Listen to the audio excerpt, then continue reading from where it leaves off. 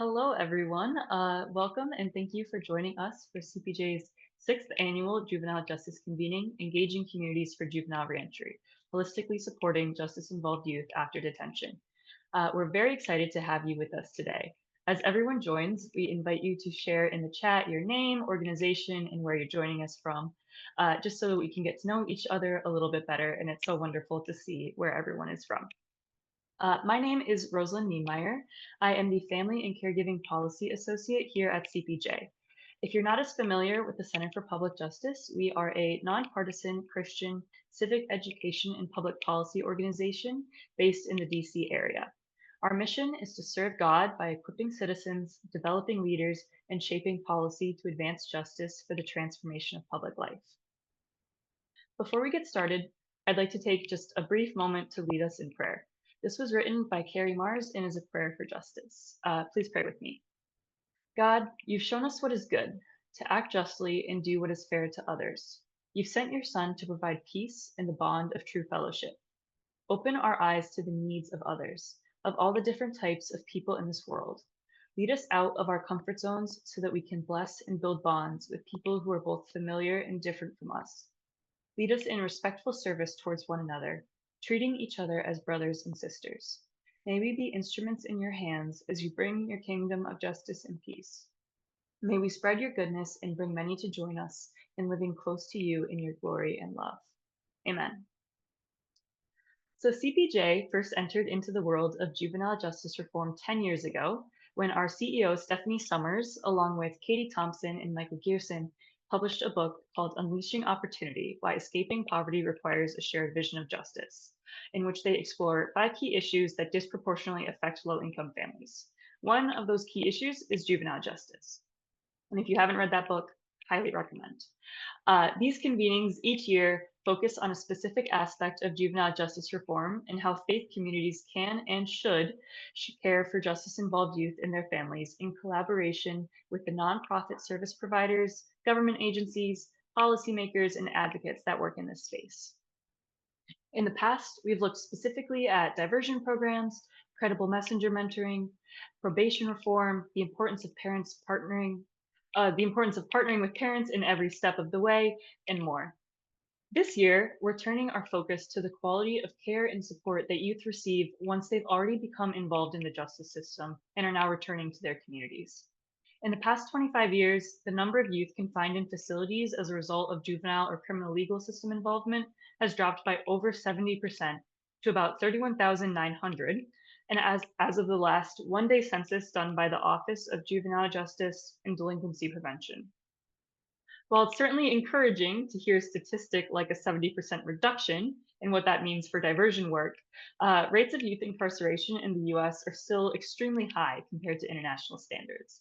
And for those more than 30,000 youth who are in detention and weren't diverted, many will return to their communities without the support, resources, or guidance needed to navigate the complex transition back into everyday life, making them more vulnerable to recidivism.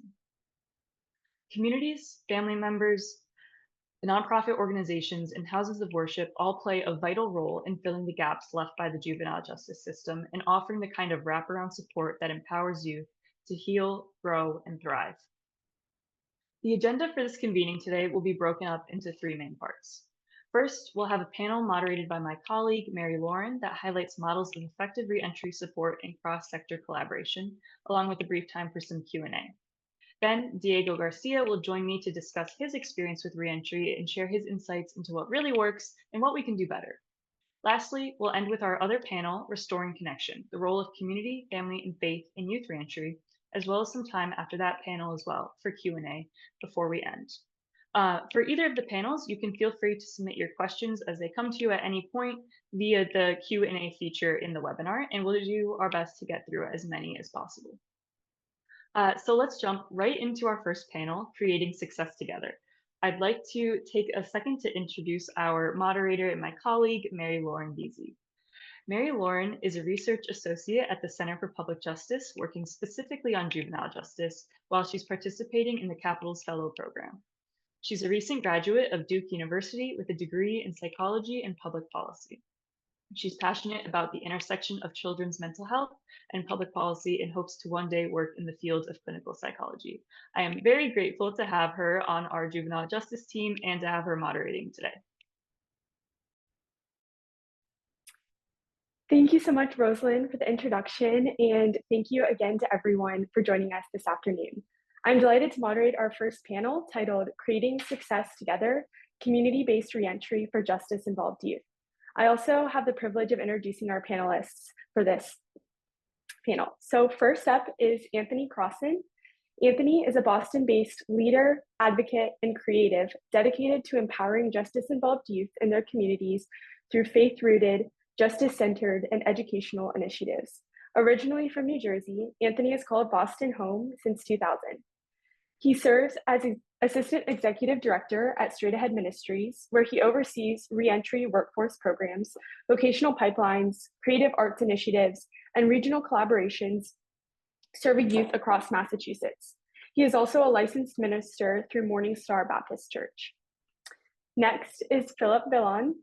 Philip serves as the Juvenile Justice Ministry Director for Youth for Christ, New York City, leading programs that engage over 2,500 justice-involved and transitioning youth each year across New York City.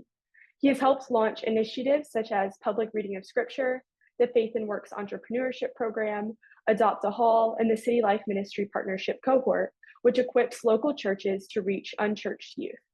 A passionate advocate for holistic transformation, Philip partners with city agencies and churches to stop the cycle of youth incarceration through mentoring, discipleship, and community reintegration. And our third panelist is Antoine Dureau, who is the Youth Program Director and Community Volunteer Coordinator for Hustle Phoenix, based in Phoenix, Arizona. With a strong commitment to community outreach, he leads youth programming in the community, juvenile detention centers, and group homes. He specializes in developing and facilitating entrepreneurship curricula that teach sales skills, identity development, financial literacy, and community restoration. So thank you to all three of you for joining us this afternoon. And to just kick off our discussion, for each of our panelists, can you share a little bit about the work that your organizations do and how you first became involved in the juvenile justice reentry space? I can kick us off, Professor. Thank you for that. And thank you for the opportunity to join this panel and the amazing work that you're doing here. We appreciate this. These conversations are important and necessary and urgent. My name is Anthony Crossan, as mentioned, Assistant Executive Director here at Straight Ahead Ministries. And we walk with young people, that are justice involved. I think basically at its most fundamental level, that's what it is. We oftentimes meet the young people that we work with on the other side of the wall as they're locked up doing some time in some capacity. And relationship begins there. It might begin with a game of Madden or something else and, escalate to spiritual direction through a Bible study or something similar. But it also often ends in more reentry and strong relationships. And that's the work that we do. This work, I've been fortunate to this is really a sort of a second tour for me here at Straight Ahead. Back in the days a little bit, I was here first while we were really getting the legs under what God was building and this vision and this ministry.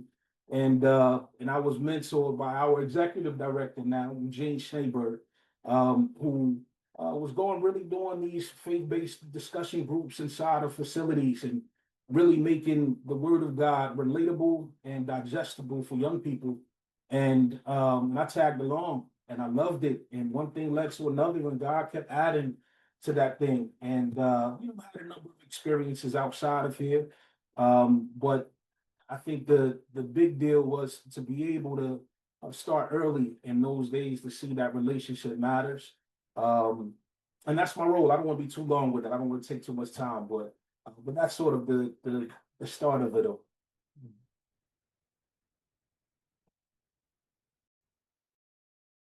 All right, Leah, I'm Antoine. I'm with Hustle Phoenix. We are in Phoenix, Arizona.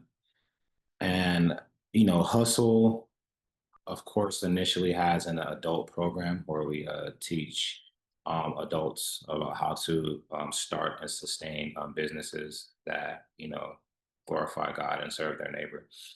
We have gotten into the juvenile, like youth program side of it a few years ago. And in that, we are wanting to, for the most part, do the curriculums, and they start more with identity. We just know that a lot of who you're gonna be, whether it's the bad guy in the movie or everything kind of starts with identity. And so we started off inside like the detention centers, county, state, things of that nature, building with the youth, going over financial literacy, going over strengths, weaknesses, the basics of starting a business, balancing a bank statement, things of that nature to just build with them and try to create relational capital and social capital for outside as they integrate back in.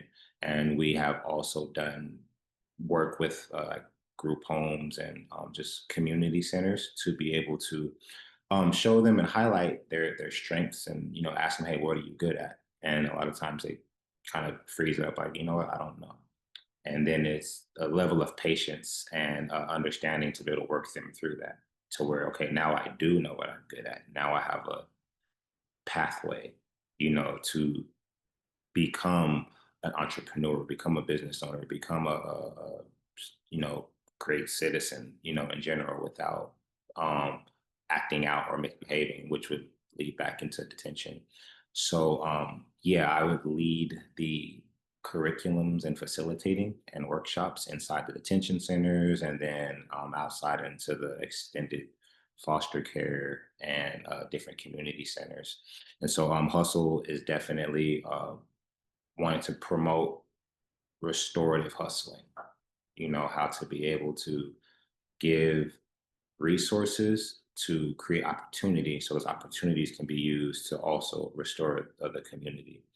And so that's to be, concise, kind of how we got into this.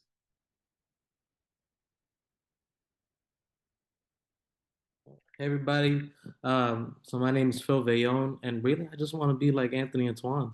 Um, but Youth for Christ, I serve as the Juvenile Justice Director of Youth for Christ in New York City, and I love how my brother mentioned that at first we walk with young people who are justice system involved in New York City.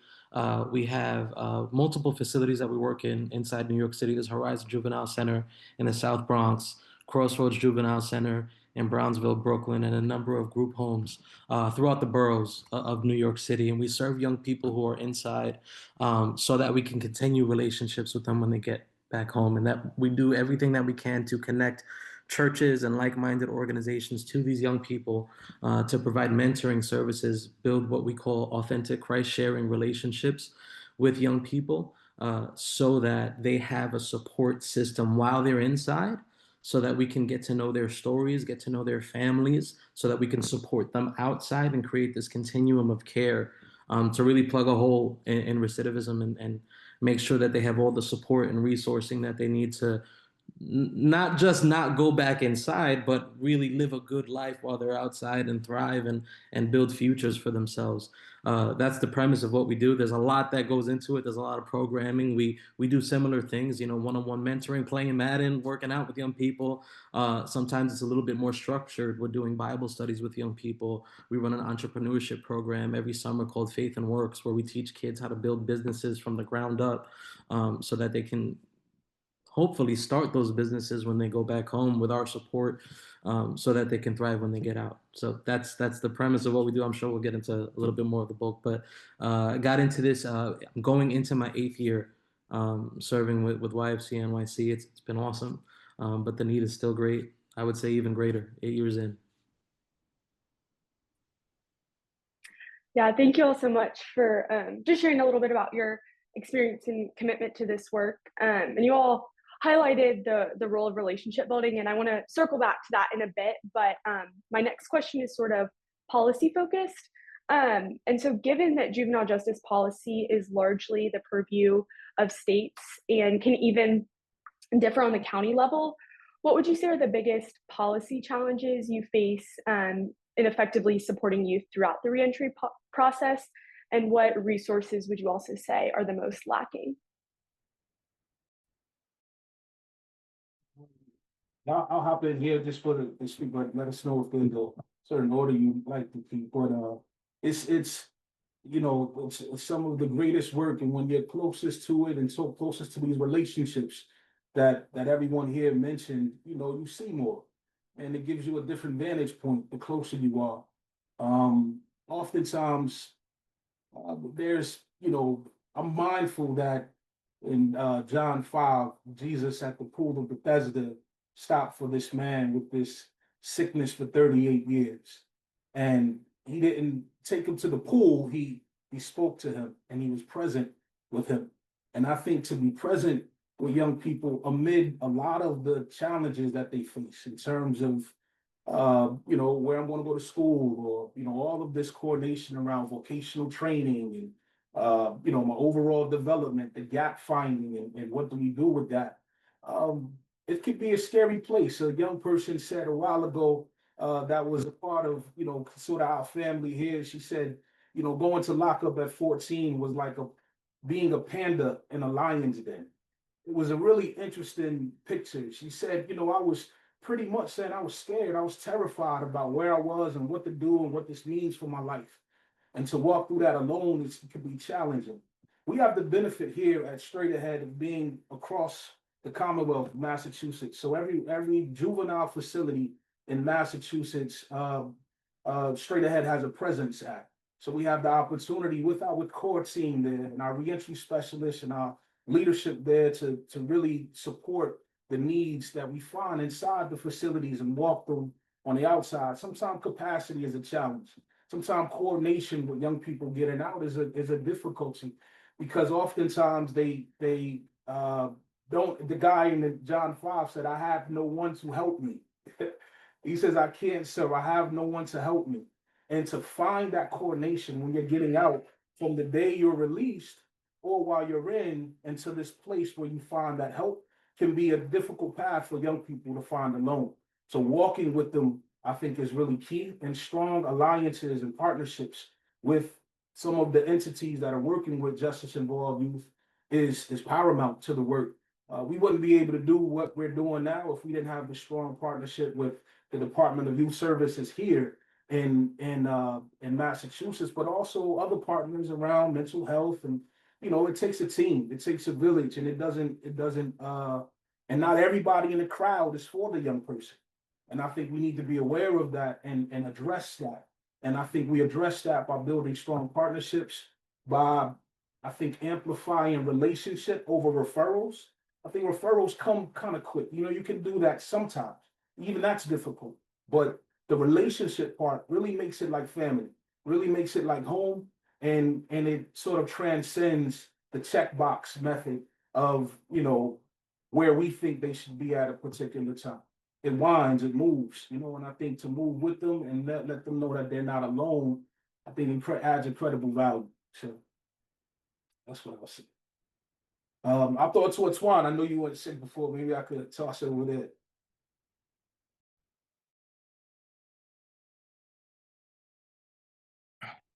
That was awesome, Anthony.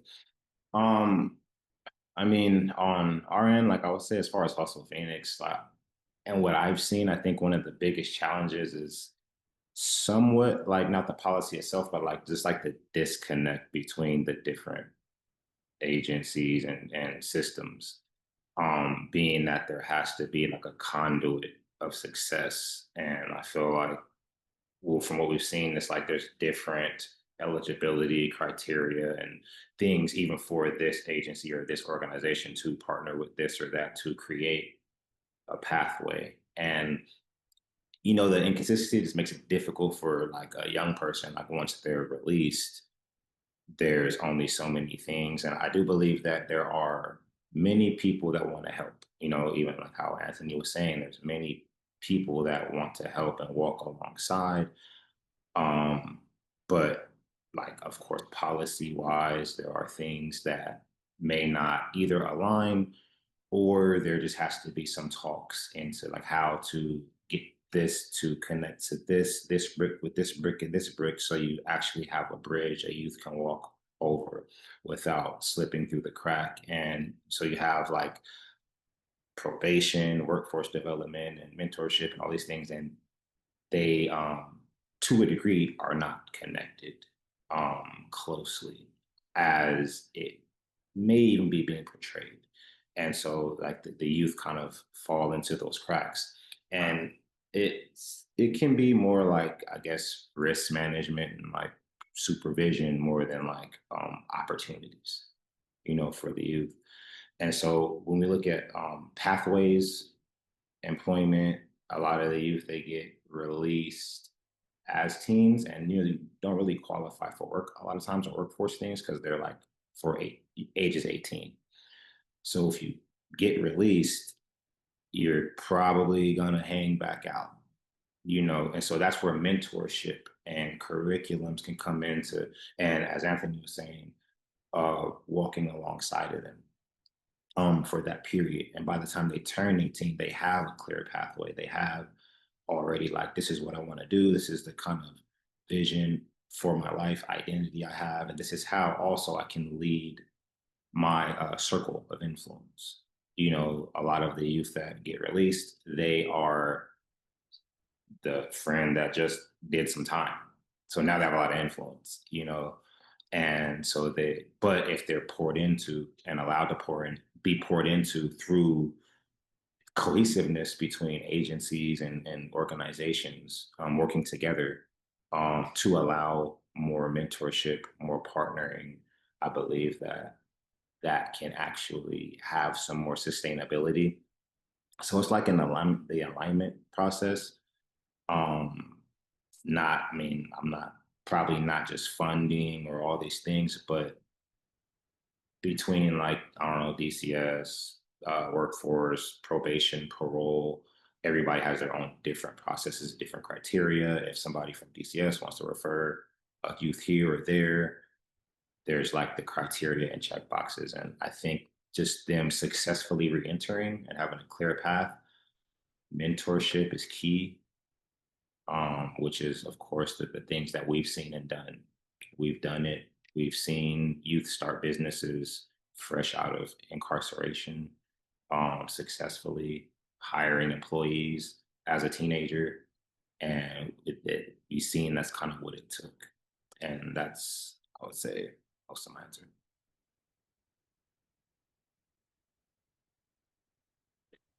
So yeah, very, very similarly, for us in New York City in general, I would say since about 2018, 2019, when New York City brought in the raise the age law, that allowed us to go up to 18, 19, 20-year-olds to be in our juvenile facilities, a lot of the focus and a lot of the effort has been on working on what's going on inside as we raise the age and as we introduce older young people into our facilities. And I think that the struggle with reentry and the struggle with kids who are coming back home is, we're focusing a lot on that, and rightfully so. There's still a lot to work on in that front as well. But we run into some of the same issues where not everything is as streamlined. Things are a little bit disconnected for young people. So from our perspective at Youth for Christ, we're taking sort of what Brother Anthony mentioned of a relationships over referral kind of approach to the way that we're working with young people who are reentering. And the way that we're doing that is by building strong relationships between them and church communities while they're inside through it's essentially our new operating system. It's called Adopt a Hall, where we're inviting churches to come and figuratively adopt each resident hall inside facilities. We used to do ministry where we would say, hey, whoever wants to come in, and we'll serve all 150 kids at once. And we'll go 10 minutes here, 10 minutes there, 10 minutes there. And it was great. We get to know a lot of kids that way, but the relationships are not as meaningful that way. So from our perspective is, what if we take a church, a singular church? There's a million churches in New York City. What if we could encourage them to kind of step outside the walls a little bit, take one resident hall that has 10 to 15 young people in it, focus your efforts on that hall, go once a week onto that hall, build relationships, essentially see this one resident hall as a ministry site of your church, or as another place where you're hosting a small group in somebody's home. Get to know the young people, see them as members of your church, get to know their stories. We call it a 3-story model of ministry, where we first prioritize the young person's story. I want to know your story. I want to know where you're from. I want to know who you are. I want to know what makes you tick. To introducing our story as we build the connection. Okay, you're from here, I'm from here. Let's build a connection that way, and then ultimately bringing God's story into it. And as those relationships get built within the context of those relationships, I know a young person. It means I probably know a little bit about their family. It means I probably know when their next court date is, and I can send people from my church who aren't coming inside say, hey, can some folks who are retired or work from home set up shop in our public court buildings and wait for this young person to come and have their appearance so that we can meet their families, so that we can meet their lawyers and tell them that there's a church in their community that's willing to support them when they get home, willing to wrap their arms around him and provide every resource that they give to their members to this young person. And we've seen some real fruit from that. We've seen judges lower sentences for young people and offers for young people. I've seen kids go from having an offer of 15 years to having an offer of 5 years on the table. It's still sad to see young people go away, right? But we're seeing fruit, and there being less time and a sooner opportunity for them to transition well and into a church community when they get back home. And then just some of the physical needs that our kids are seeing. Atwan mentioned that, like, our kids need jobs. You know, our kids are going to school inside. A lot of them graduate while they're inside. They come home and they need something. They need to keep themselves busy. So aside from, yes, having a church to go to on Sundays, Fridays, and Wednesday nights for Bible study, right? Aside from having people in your life who are reaching out, they need something to do. They need to make money so that they're not tempted to be making money in a way that's illegal. The pressure on our young people to financially provide in a lot of cases in their homes is the reason why they wound up going in the first place. So keeping them busy, connecting them to jobs, entrepreneurs who have businesses. It's also another reason why I think church partnership is really important, because if you step into any Sunday service at a church, I've got people who own businesses. I've got people who are managers and supervisors at companies that should be willing to help people in their communities out. So our hope and our prayer is that organically through these relationships, just bringing churches inside, connecting them with young people, we would start to see some fruit over the next couple of years. But I think jobs are the biggest thing right now for our young people.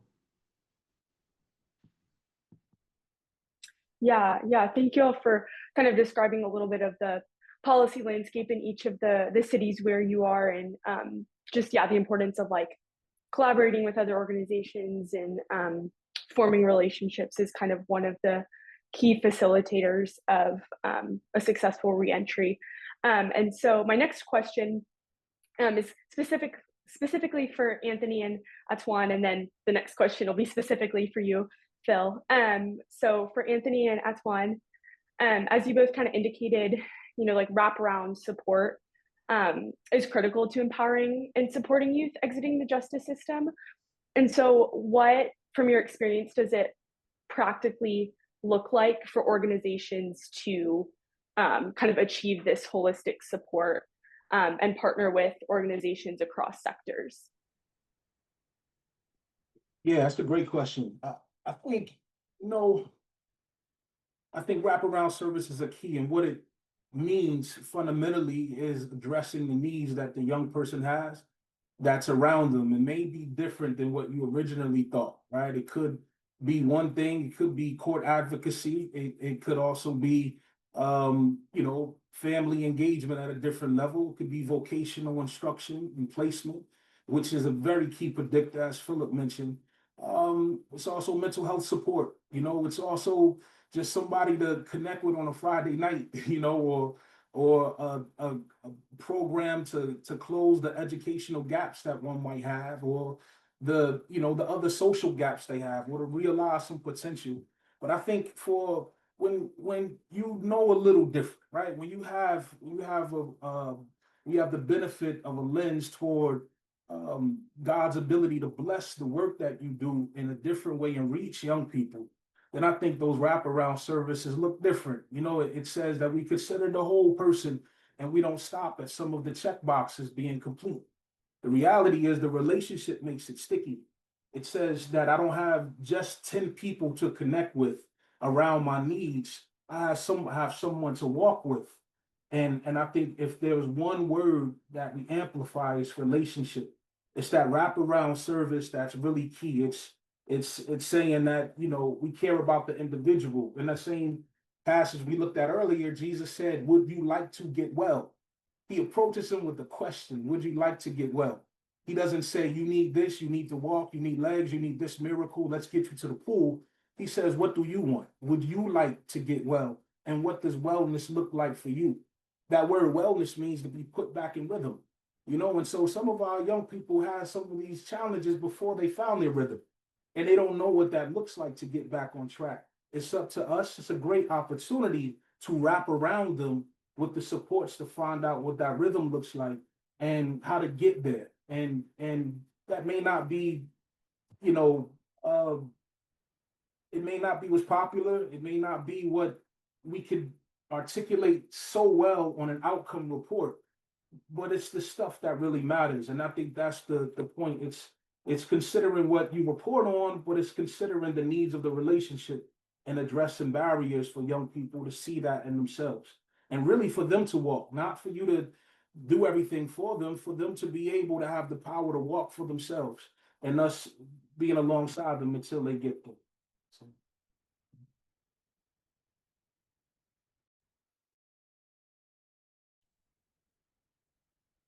So I mean, with this, and that's a great question. I think a lot like successful reentry sometimes it's like measured like as far as the absence of failure, you know, like whether they just stay out the system or not reoffend again versus like the presence of like identity and opportunity and purpose and things of that nature. Like if that can like void of that, there's really not a lot of change. It's like a shell of like circumstances. You know, that's kind of how they end up. And then when this circumstance arises, they do whatever. So like, you know, at Hustle Phoenix, we do work with, you know, youth that are like 16 to 24 and those that are reentering, you know, after like involvement in the system. Now we've seen like meaningful reentry is more than just not getting another charge. So like first, like economic mobility, the the business path that gives youth like dignity, that they know how to put together mainly just basically a sheet of ideas and like this is a plan. You know, this is a plan. This is someone helping me do this. I'm not on my own. I'm not my past. I'm not what they charged me with. You know, I have someone kind of pouring into me the path that's ahead of me. Someone's been down it. Um, they are here to kind of walk me hand in hand through the path. And so, one of the key factors I believe in recidivism is like isolation, you know, and isolation, which is kind of the theme here. We're all talking about mentoring and partnering and being in their lives and playing Madden and showing them a business path. These things are very key, I believe, vital. Like, I don't think there's a lot of things you can do when you just let a youth out and they're just out, you know, social capital. One thing that we highlight in Hustle Phoenix is, you know, who you have access to, what kind of mentors are around you, because we do know what's out there. We do know that there are all kinds of people in the neighborhood that can be their mentors in not the best way. And so we definitely look at trying to make sure isolation's not the best option for them as far as what they think and letting them know that there are people here, but then also with the systems, hey, how can we align? What within your policies can we align with to again put this brick next to that brick? Because they're going to take a step. Let their foot have something to step on so they don't fall, you know, into this pit, which of course causes more trauma, more things, and more reasons to, well, I don't, no one cares or whatever they think. And so, and as Anthony mentioned, you know, with John, the scripture, um, we definitely have to show them that, hey, what do you want? Like, this is something, what do you want? And then articulate it to me. We can actually work with you. A lot of times it's not shown to them that what they want is an option. It's just, these are your choices. You want to go here or there. And I would say, like, thirdly, like, the structure and access. A lot of youth, they get released, they don't have ID, they don't have transportation, they don't have these things. And it's like, okay, you can't even get into school without an ID, you can't get a job, you can't do these things, you don't have a guardian. There's all these barriers where, again, these are bricks that have to be laid. And so I think successful reentry comes with some coordination. It comes with pathways. And again, at Hustle, we build up this network of mentors, professionals, CPAs, marketers, website builders, catering companies, restaurants that can come mentor them into what they want to do. These are people that are professionals or retired, community volunteers, and to really change the environment and the social structure of the youth, to kind of toss them into a net of success. And so we believe that successful reentry should be highly built on cohesive agencies, but then and organizations, but also mentorship and the access to be able to mentor, and especially faith-based mentorship.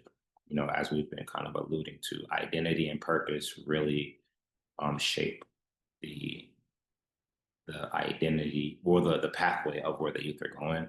So infrastructure and all of that, and these systems, however they align or don't align, kind of is what it is. But we, especially as Hustle Phoenix and Straight Ahead and with Philip Youth for Christ, we're in the community, just kind of do what we do. As all that irons out, we're going to continue to, do what we can and not just have youth out there surviving. Yeah, I thanks think, for. real quick, I Oh, want to say sorry. real quick, if I could just, Yeah. if you don't mind, I wanted to also include credible messengers, right? I think we would be aligned in that. I think a team that really has credibility when connecting with young people, often through lived experience, but a myriad of experiences that really make it connect. And I would just say that is inextricable from successful reentry. I think you can't do that without it.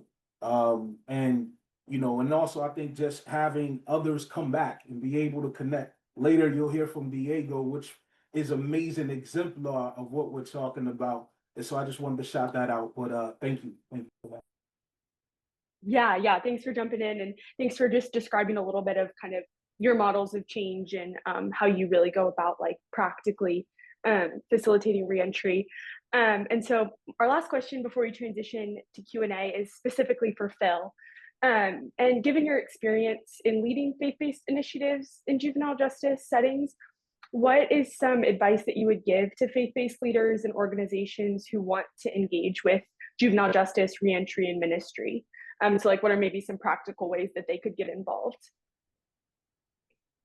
Yeah, sure. I mean, first, I would say that Jesus tells us to do it. That it's biblical. Matthew chapter 25 makes it extremely clear what Jesus expects of us as a community. And part of that is I was in prison and you visited me and you were with me. So that's always my first thing that I tell faith-based communities, churches, pastors, leaders, is that this is our job. This is not something that we can just kind of tossed to the side just because these kids are forgotten. We cannot forget them. I think practically, I mean, well, if you're in New York City, please reach out to me. I would love to serve as an open door for you to get your church connected to our kids inside. But I think that pastors and leaders who might be on this call, not in New York City, please do everything that you can to meet with city leaders, to meet with organizations, research organizations in your cities and states that are working with young people, that are justice system involved, and champion them.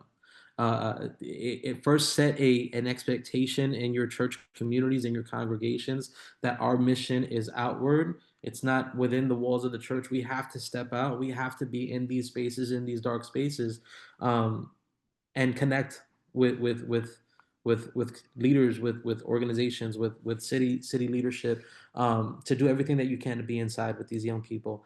I think that it is crucial. I think that the church, there is a lot of policy going around. There's a lot of policy changing. I think, in New York City, we're in the middle of a very heated mayoral campaign right now, and policy is going to change in a couple of months for us.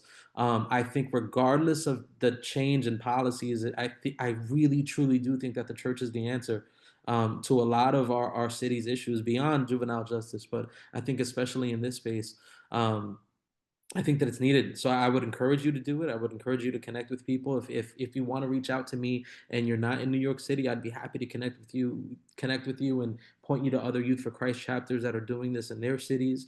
But yeah, practically it's just worth it, I think. And it's not hard. It's not a heavy lift. Depending on the city that you're going into, you're going to fill out paperwork. You're going to go through background checks. There's red tape that sometimes keep you waiting and get you frustrated, and you'll see things you don't like, but I promise you that it is worth it. And our kids need you.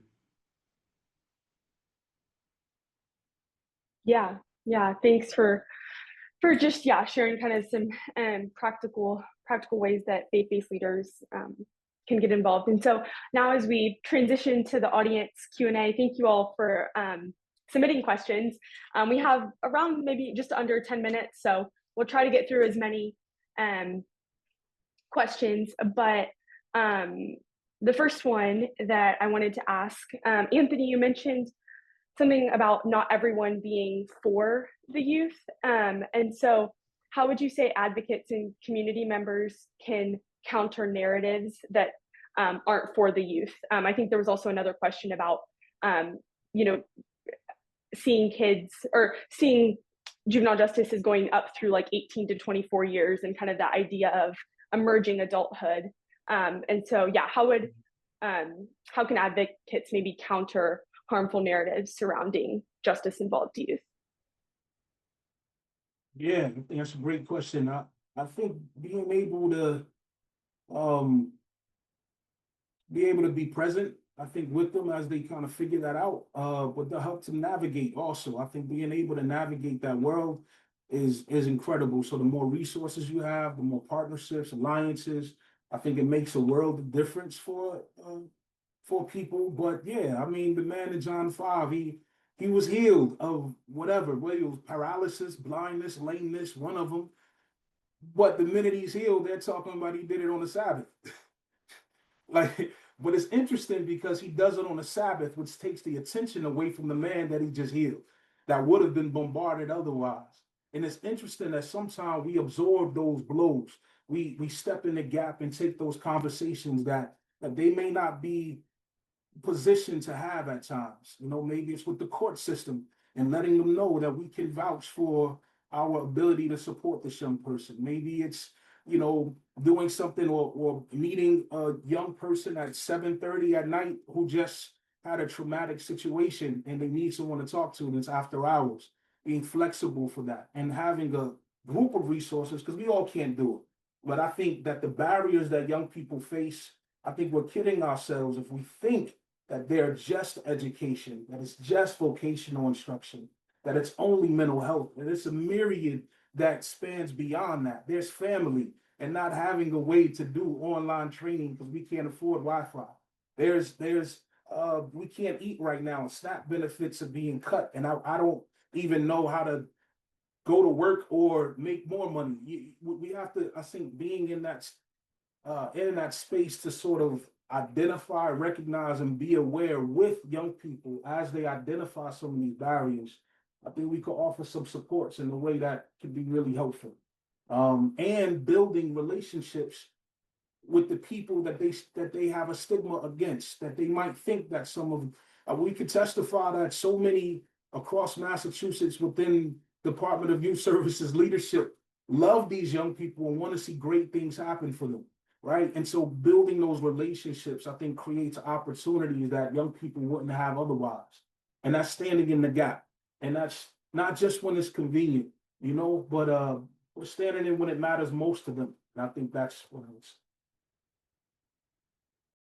Yeah. Thanks. Thank you for that. And anyone feel free to jump on this next question, which is an audience question of what role does technology and social media play in maintaining relationships between mentors and youth? Yeah, I'll jump in on that one. I think it's huge. I mean, I connect with a lot of our young people on Instagram, on Facebook, whatever they're on. Technology in general, like we actually had a mentor of ours. This was a few years ago during COVID, that was doing a Bible study on Xbox Live with young people, and we couldn't get in contact with young people face to face. So he was saying, all right, every Tuesday night, let's play a little bit of Call of Duty or whatever it is that we're gonna play, and give me some time to do some Bible study with you guys. There's ways to be creative with young people. Phones are everything to them. When they get out, they can't wait to get on their phone. So let's figure out ways we connect. I've got a young man that I was working one-to-one with a couple of summers ago. We play chess back and forth on our phones to this day. When I would go inside and work with him one-on-one, his way of communicating was through chess. And like he would only talk if we were playing chess, and he taught me how to play chess because I didn't know at the time. And when he was released, we just kept doing it over the phone. I mean, be creative in the ways that you're reaching out to young people. There's no black and white way to do ministry. The gospel is black and white. The gospel is truth. It's what it is, right?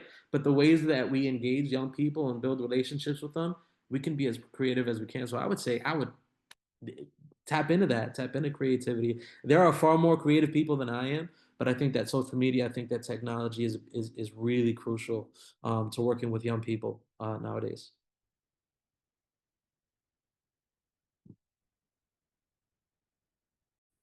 And it takes I some would, writing in. Go ahead. Oh, sorry.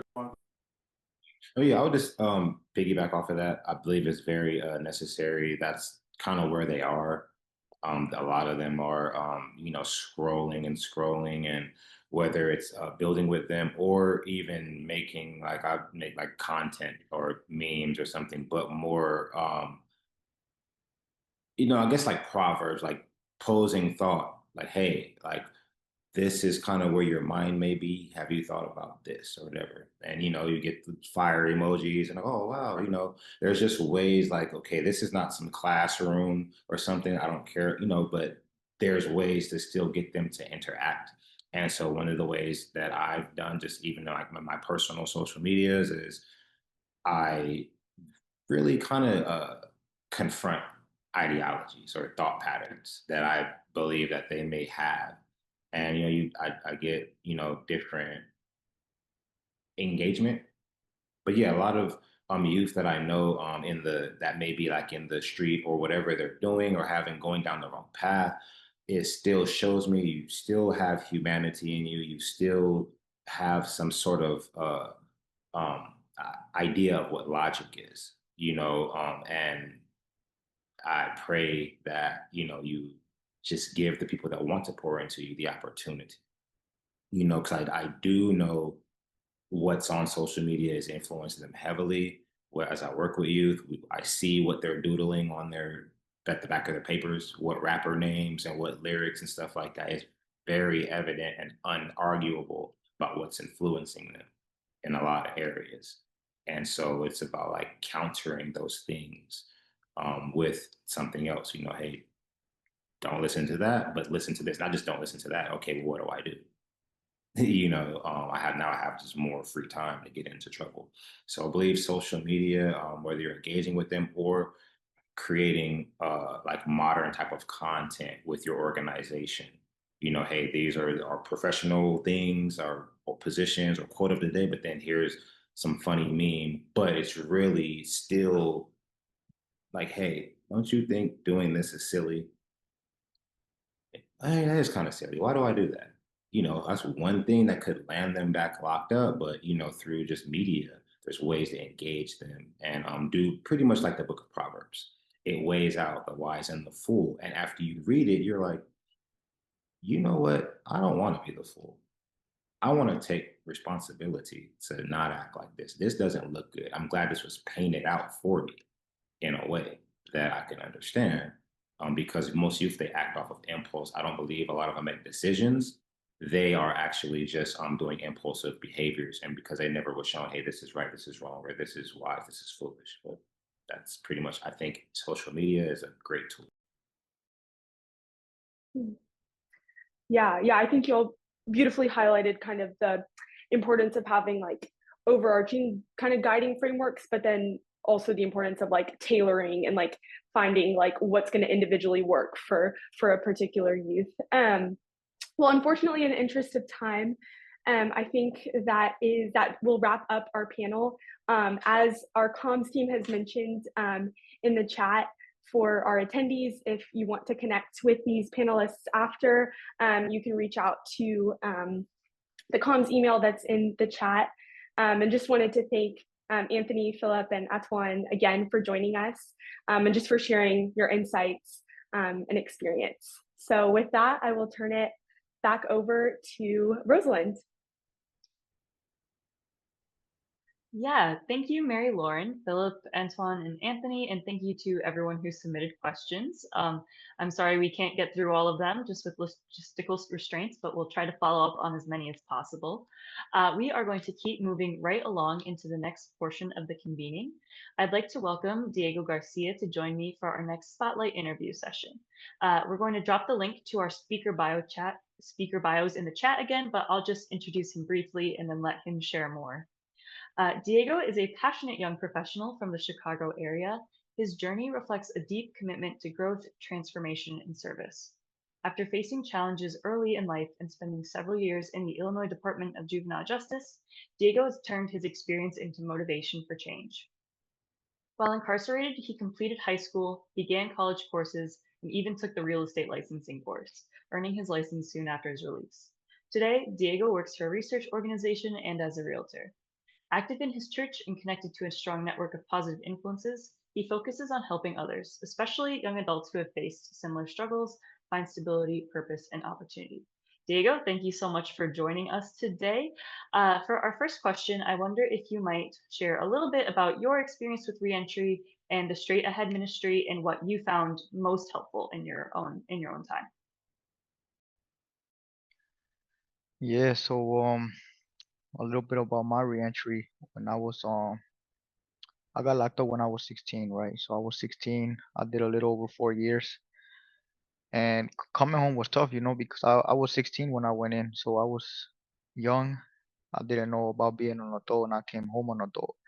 I didn't go back to my parents' house because it wasn't. I didn't want to go back to an environment that wouldn't be good for me. I felt like I'd just end up right back, so decided not to go there, and I was on my own. I remember I got my first apartment a few months later, and I didn't even know how to cook, so I was just eating junk food, just eat air frying chicken wings and fries all day. But it was tough. I'm not gonna lie. They tried their best to prepare us for reentry when I was locked up, and honestly, when I came home, I realized that everything that they were preparing us for was the easy stuff. It wasn't even the hard stuff. I feel like there's a lot about reentry that people don't really think about. For example, for me, I was already I had victims in my case, and of course they got friends that they're not gonna just let that go. They didn't really like me, so I, for me that was probably the hardest part, just trying to balance my mental health. Keep my feeling safe, but also not wanting to do anything that will risk me going back to jail. And the felonies, after I got the real estate license, I wanted to be a realtor. I had a plan and all this, but I went to every brokerage I went to, they Google you. So, they Google me and my news comes up, my face comes up on the news. They don't call me back. I try to get a job. I got 2 felonies on my background. Can't get one. So it was tough. Oh, but And could you share a bit about your experience with Straight Ahead and how that shaped your reentry process?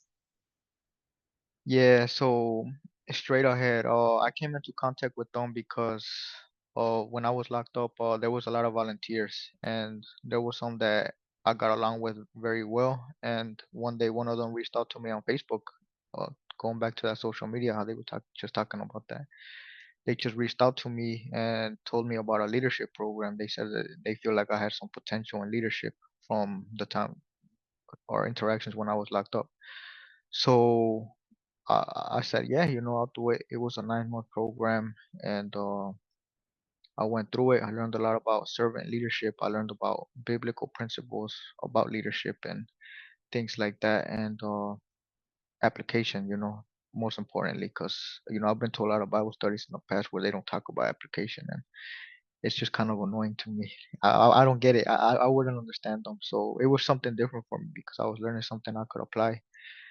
And yeah, so I guess that was my first interaction with them, and then eventually they led me to this job. I went through the whole program. I went to Washington D.C. for a graduation. I met more of the staff, and eventually they referred me to this job. That somebody reached out, my company reached out to them asking if they know of any young people for this role, and they recommended me. They reached out to me, and I ended up getting this job. So they were very helpful in connecting me to different resources as well.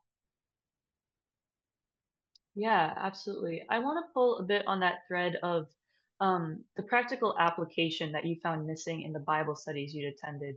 Where do you see opportunities for churches and faith communities to support youth, particularly in reentry work? How has your own experience shaped that? There's a lot of ways, honestly. Going back to what they talked about earlier too, about how what's taught to the young people. We only know what we're taught. A lot of times I like to use this example of a sponge. Like kids are like youth, I should say, not kids. Youth are like sponges, and if you dip them, like the world just dips us in dirty water. We're just soaking it all in, all the dirty stuff, negative stuff. But um if you just like let the sponge sit and dry, it's just gonna be a dirty dry sponge. But you could, while it's still wet, you could squeeze that dirty water out and fill it with some clean water. You could you could, before they turn older and then they dry up. So I feel like I went to a lot of Bible studies, like I said, when I was locked up, and a lot of them they would come tell me how Jesus loves me and that I'm saved and this and that, and I'd be like, okay, cool. But I feel like when I really started understanding the value of it and I really started getting more into my faith was when some ministries started coming in, different ones. And one specifically is called Philemon House, is the name of the organization. Really cool. The guy, he would sit there he'd play basketball with us. He was locked up too. He did 15 years, so a little bit about that credible messenger stuff that they talked about earlier. He would come in, he'd sit down, he'd play basketball with us, and then he'd sit in there and read the Bible with us, and he started talking application. And when he did that, I started to understand, like, oh, okay, so there's more to this. So I decided to read the Bible. I didn't understand much of it on my own, but it allowed me, it gave me some understanding of that there's more to it. It's more than just a story, and I started going to more Bible studies because I was curious and I wanted to learn. And when I got out, I would go to these different ministries. I'd go to different churches to find one that I like that actually teaches something that I could apply to my life. And I guess eventually, I mean, now I'm a part of a few different ones. I go to like 4 different Bible studies every week. I do a lot. And I started learning that everything that I've been learning before going to these Bible studies, before being introduced to these different ministries, was bad. It wasn't doing me any good. Like a lot of my problems were coming from these things that I was taught and that I was doing that I shouldn't have been doing, like relationship problems. I didn't know how to biblically pursue a woman or what I should be looking for in a woman, or controlling my emotions, just acting out of anger and all of just a bunch. And it's really helped me a lot in my journey since I've been home and making decisions. Every time I make decisions, I think of something that I learned, and it helps guide me in the right path. Absolutely. Thank you. So, a lot of, as you mentioned, some of the churches and service providers working in the reentry space have their own previous experience with being justice involved, but some of them don't as well. So, what are some things that you want churches and service providers who may not have that personal experience to know that they might not have realized or considered without having that lived background? Yeah, so that's a good question. Because like I said, I mean, it was just some, like some every once in a while I get that one guy that's like, oh, I did 11 years, and I'm like, okay, cool. But honestly, at the same time, it's like I just said, okay, cool. Like sometimes I just don't care. It doesn't really matter.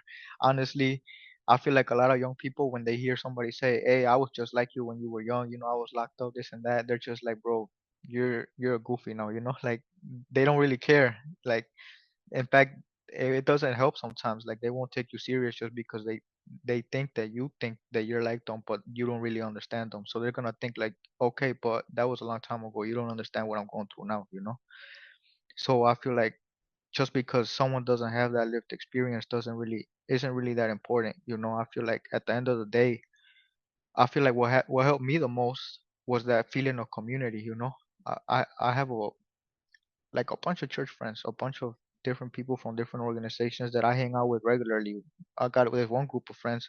We get together on Fridays for men's night, and we just sit there with a bonfire and we box or we shoot bow and arrows, and we just do a bunch of different things, and it's fun. To me, I feel like growing up, I was game banging and all that, but I feel like a lot of these feelings that I used to get, from being in a gang, I get them here with these people, with positive influences. I feel good just being around them. So I feel like that just it doesn't really matter. You could do more than just tell someone, I know what you've been through and try to relate it to them. You could still go in, teach them something new. You could give them that sense of community, that sense of family that they're looking for, because oftentimes they don't have that or they don't trust people. So there's more that you can do. Yeah, thank you. The last question I want to ask you is that justice involved youth, we know they have a lot more to offer than just sharing their stories or being used as a sort of tale of warning or to promote an organization. What are some practical ways to honor the unique contributions they have to reentry work and even juvenile justice reform more generally? That's a good question too. There's a lot of ways, honestly, I think, because honestly, we talk about that at my job too a lot because oftentimes I participated when I was locked up in a lot of panels and a lot of speaking engagements and things like that, and I felt like they just sometimes I felt tokenized. I felt like just somebody that they were putting on a pedestal to be like, look, we're helping this guy. But I felt like there was more I could contribute, honestly. And honestly, I feel like that's the case for a lot of youth. A lot of these youth are actually really smart. I feel like there's a lot of in these justice systems, there's a lot of untapped potential there. Like some of these people are really smart and they know a lot about like who knows better about what they're going through than themselves. And they could like let's say for example programs. People going through programs oftentimes I've been through some programs where I'm like, yeah, I don't like how they do this because it doesn't really help. Like it doesn't really address the root cause of the issue. Who better to tell the program, the people managing the program, that there's someone who's going through it and can see that. Oftentimes we only see things from our perspective, and it's beneficial to use other people's perspectives. I think the thing is just being able to find the people with that potential and training them and developing them to become leaders and uh to get into the work. But I feel like there's a lot more ways where young people could get more involved and can be engaged a little bit more in more active roles. Yes, absolutely. Well, thank you for your engagement and all that you're doing involved in the space. And thank you so much for sharing. All right, welcome back, everyone. We're going to get started again. So, for our next panel, we know that for any young person to be successful, they need, among others, two main things: a social network and skills. This is equally, if not more, true for justice involved youth as well. And these two things can atrophy while they're incarcerated and need to be rebuilt before and after they're released. So, we're going to turn now specifically to one of those aspects, the social network, particularly the necessity for strong relationships with family, with their community, and with mentors or other trusted individuals that they know genuinely care about them just for them and want the best for them and can help them reach those goals. Uh, So for this discussion, I would like to welcome our esteemed panelists, Oye, Belinda, and Margaret. Again, feel free to ask any questions you may have for them through the Q&A feature, and we'll try to get through as many as we can. Margaret Hoffer works for Project Belong, a nonprofit organization that inspires, recruits, and resources the local church to care for vulnerable children. She is the director of Don't Go Alone, a program that connects young adults aging out of foster care to caring adults who can provide connection and support to help them reach their full potential. She is also the proud adoptive mother of 8 children and currently a foster home in Loudoun County. Belinda Ramos is the Chief Executive Director of Community Connections for Youth. She joined CCFY's training department in 2014 after her years working in research, training and development of parent peer support and advocacy training through the Research Foundation for Mental Health and Columbia University. Her personal experience in navigating the issues produced by the justice system that impacted her and her family is central to her drive to see systems overturned. Lastly, but certainly not least, Oye Waddell is the founder and CEO of Hustle Phoenix, driven by a visionary leadership style and the belief in the inherent dignity of all people. With a strong background in urban education and entrepreneurship, Oye is passionate about transforming urban communities in Arizona through business. In addition to his role at Hustle Phoenix, Oye serves as pastor at Sojourn Village Phoenix and is the co-founder of Adonai Behavioral, a company focused on supporting youth and young adults with mental and physical behavioral health needs. Thank you all for joining us. I would like to get started with a question for each of you. If you could each share just briefly about how your faith led you into this work or influences you now. I know this is a question we could talk about for a very long time, but I'll try to limit you a little bit here to just a few minutes.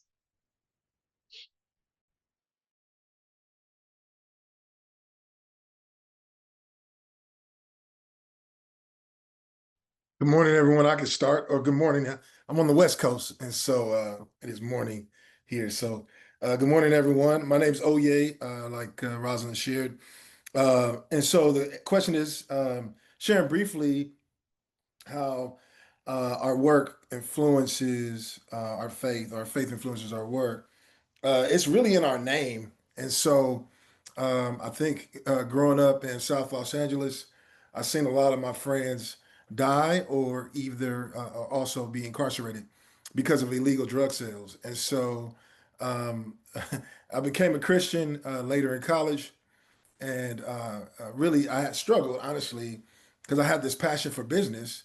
It was, I would say, it was a distorted theology in the sense that, like, hey, I thought business was bad because you make money, right? And so, having a more missional approach to theology, understanding that no, God created business, and business is good, and we need to do business in a way that glorifies Him. And so with that, I created Hustle Phoenix, and essentially, our faith leading to our work. Hustle Phoenix is a faith-based organization to be able to create entrepreneurs and specifically in urban inner city communities. And because I've seen a lot of my friends hustling and doing business in a way that was negative, if you will, or just hurting the community, I said, listen, like, how do we change or flip the way that we see hustling? How does our faith lead us to be able to change how people hustle? And so, Hustle Phoenix, essentially, our tagline is let the hustlers hustle for the common good, because we know hustling takes away from community. And so, essentially, tells the biblical story in creation. When we think about the creation, when we think about creation, fall, redemption, restoration, in creation, God created something out of nothing. And so we see entrepreneurs doing that when they start a business. Essentially, they're creating something out of nothing. And then when we think about the fall, when sin entered the world, because entered the world, we see a lot of youth and young adults selling drugs in urban inner city communities because of the fall, right? Because Adam and Eve sinned. And so when we think about the Bible and the full scope of the Bible, we think about redemption, and God redeemed. He brought us back into relationship. And so at Hustle, we try to bring, now we don't try, we do that. We bring entrepreneurs and business people in relationship, in connectivity, so that they can produce something that's good for the community. And so when you think about also restoration, creation, fall, redemption, restoration, God is coming back to restore all things. And so we believe that as we see entrepreneurs in these communities that we're serving, starting businesses, hiring people, doing amazing things in the community, that leads to restoration. And so we coined the term restorative hustling. So our faith is integrated in everything we do throughout Hustle Phoenix.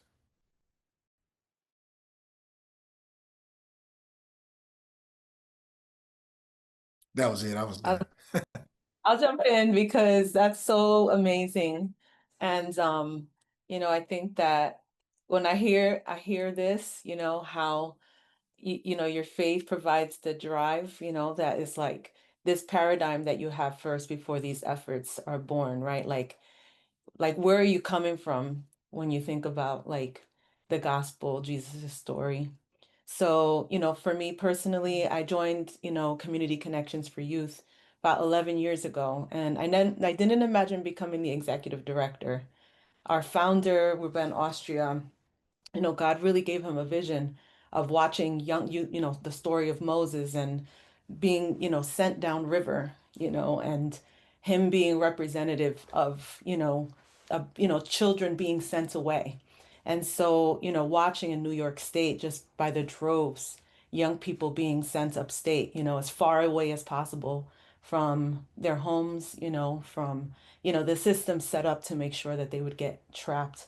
And he really saw the idea of, churches and communities being mobilized to answer the call, to intervene on that, and to say, these are our children, these are the young people of our community, and we need to mobilize. But in order to mobilize, money and resources need to, be placed into community. So he began to advocate on the hinds of that, on the idea that if there was some level of sector change, that if it costs almost, $800,000 a year in New York State to incarcerate a young person, imagine what one young person not being sent away could do, what $800,000 could do in the community, in the hands of people who understand, these issues firsthand, who've been there, who have experience, who've been, under the weight of this oppressive, model. And so with that, I joined the team. So personally, I have to say, I was able to latch on to that because of my own ideas of,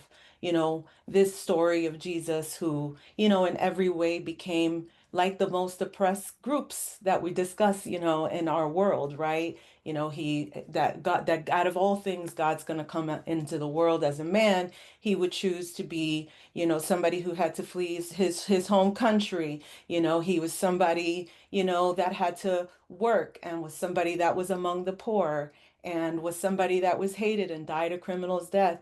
And so in every way, there was a solidarity more than just this idea of like, let me come in and save this, let me be among it and redeem it from within. And that really drove me, that in all of these things um, that we are amongst, we are a part of the world of what God loves and he's behind.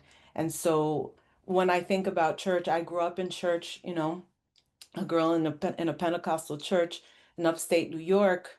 I felt like there was, such a love for that message of what we can be doing. And combining that between who gets to be this practitioner has been, an important coming together of those two factors for me. I went ahead and, my brother was in the system since he was 14 years old. We, were separated at that point in life. I didn't find him until he was 33 years old. I found him in prison. And, that in the midst of also recognizing and knowing how I leaned on God myself and seeing like who Jesus was and how his attitude towards all of these things, it's like who gets to be the practitioner, who can step in.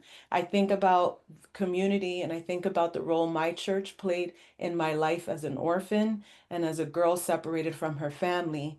It was the place that, with all its problems and issues, it was community. That even if we didn't like each other, if there was a problem at your house, people will come and help you fix that problem. If there was, leadership opportunities, I was given those things. It was, the place that at least when I didn't have a mother, I had, women there that saw me for who I was and loved me. And those were protective factors for me. And that was my own church.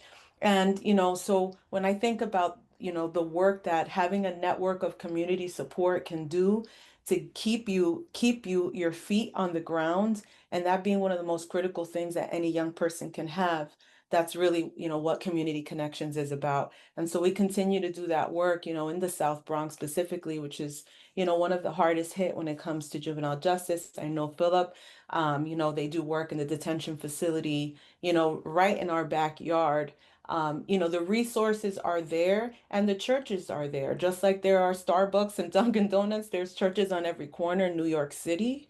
And, so those are all places of opportunity and, possible oases for, young people to find what I got.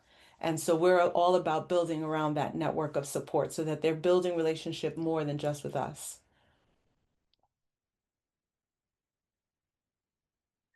And we are also faith-based.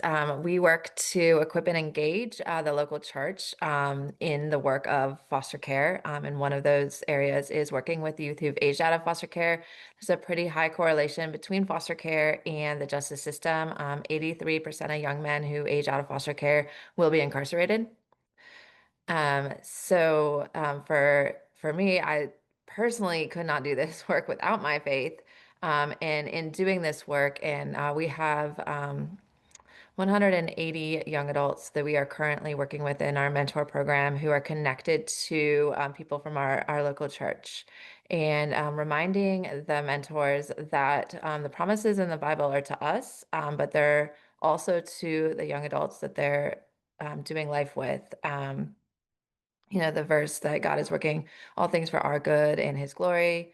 That's to us, but that's to each and every young adult that we have the privilege of working with. And when I first got into foster care, we had a sibling set of three, and we were making the decision about whether or not we should adopt. And my pastor told me, you are not deciding their future. God has already decided that.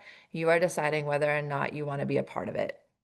And that is really 20 years now into ministry. That has really defined how I see and do everything, that we are not able or called to fix things for these young adults. We are just asked to be part of it. And it is God doing that redemptive work. And that helps us continue to move forward and continue to just show up, which is what God is calling us to do. Yeah, thank you for sharing. I'd like to turn next to your organization's approach to mentorship and relationship building. What role does spiritual care play in youth healing and growth, and especially given the trauma and instability that justice-involved youth often experience? What are those strategies you utilize to develop and provide those, the long-term committed relational support that we know is so important? And Margaret, maybe if we can continue with you to start this question. Yeah, absolutely. So for us, we really believe in a mentorship model that gives our youth voice and choice, because the systems that our kids are involved with, whether it be the foster care system or the justice system, are taking away both their voice and their choice. So our young adults are actually able to choose their mentors. They're able also to choose what that relationship looks like. And we're really trying to create a relationship that is long-term and long-lasting, because we know also for a lot of our youth who have had some church hurt, we have to be Jesus before we can share Jesus. We have to build that trust and gain that credibility to be able to share our faith. We also really train our mentors well. Foster care really makes it difficult, and the justice system both make it difficult for our young adults to trust anyone. It also makes it difficult for them to see themselves as something other than a foster kid or an inmate. And so we teach our kids, or our mentors rather, to delight, like their job is to show up and be there and to just delight in these young adults and these youth. I tell our mentors the story a lot of my nephew, who is 3, and about 6 months ago, discovered how to put a lid on a sippy cup. And my sister called me. She was at my parents' house. There was like 15 adults in the room, and I'm on video, and we're watching this kid put this lid on a sippy cup, and we're going wild, like he just, like won the lottery or something like that. And I thought to myself, like, that is not something that our kids have. they don't have someone who delights in the small things that they do, or oftentimes even the bigger things that they do. And it is really hard for them to see themselves as more than being part of a system if nobody else in their lives is seeing them as more than part of a system. So we really train our mentors to build trust, go at their pace, and just delight in them. And oftentimes that looks like being the mentee and taking that step back and learning from them. Like, you really are good at fixing cars, teach me. You really understand Snapchat, show me how to do it. So really taking that opportunity to reframe who our youth are. And a lot of our youth tell us, you saw who we were and what we were capable of when we couldn't see it for ourselves.